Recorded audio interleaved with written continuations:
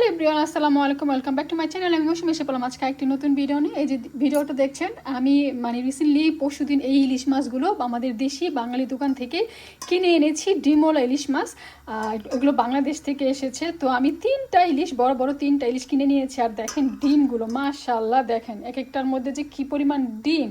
আর আমি যখন পানিতে ভিজিয়ে রেখেছি, ধুইছি, অর্ধেক ডিম চলে গেছে। আমার হাজব্যান্ড বলতেছিল ডিমগুলো আগে খুলে রেখে তারপরে মাছটা ধুইতা। তো আমি আসলে বুঝতে পারি নাই, কিন্তু এখন যে কিভাবে মাখাবো বুঝছেন, এই টেনশন আমি তো মাখাইতে পারতেছি না। ডিমে বড়া, শুধু একটা লেজা নিয়েছি, কারণ কারণ দেখা যায় কি মাছ খাওয়া হয়ে যায়, মাথার লেজ আর মাছ, ইলিশ মাছের লেজ আর ইলিশ মাছের মাথা থেকে যায়, পরে আল্লাহ আমার একে খেতে। তার জন্য ভাবলাম কি একটা লেজ নিয়ে নিই, শুধু পিসগুলো নিছি, সাথে একটা লেজাও নেই, খাওয়া হয়ে যাবে। একটা একটা করে এরকম করে তরকারির সাথেই করলে খাওয়া হয়ে যায়। কিন্তু আমি এখন টেনশনে আছি যে কিভাবে এটাকে মাখবো। দেখেন, এই একটা ডিম খুলছি, নাকি ডিমগুলো খুলে ফেলবো, কি বলেন? ডিমগুলো কি খুলে আলাদা রাখবো? দেখেন তো, এটা তো একদম লেগে আছে, এটা তো লেগে আছে। আমি আমি আসলে পারতেছি না, কারণ কীভাবে যে মাখবো সেইটাই বুঝতে। দেখেন, এই যে দেখেন, এই দেখছেন কি অবস্থা, ডিমে ভরপুর, ডিম দিয়া ভইরা আছে। একটুখানি নিলাম আমি, কিন্তু তেমন কোনো মশলাই নেই, শুধু হলুদের গুঁড়া, একটু মরিচের গুঁড়া, কিন্তু এটার মধ্যে একটু হলুদ দিতে হবে।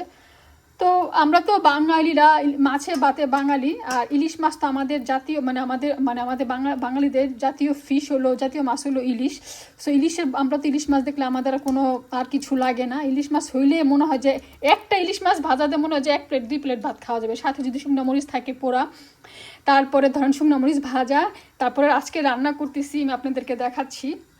এই যে দেখেন, আলুর পিসগুলো চাকচাক করে কেটে রেখেছি।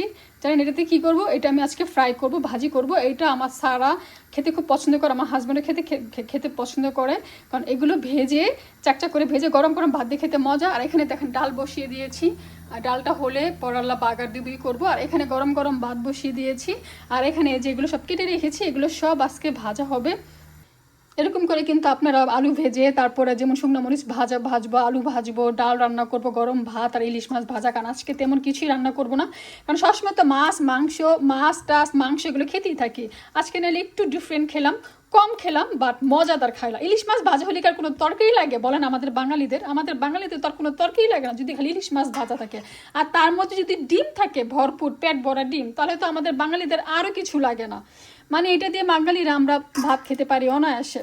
এই যে দেখেন, আমি চেষ্টা করতেছিলাম এগুলো মাখার জন্য, পারতেছি না, খুব কষ্ট হইতেছে। তো আজকে এই পর্যন্ত। আমার ভিডিওটা ভালো লাগলে সবার সাথে শেয়ার করে দিবেন, পাশে থাকবেন, সাবস্ক্রাইব করে নেবেন আমার চ্যানেলটাকে। আজকে এই পর্যন্ত, আল্লাহ হাফেজ, আসসালামু আলাইকুম।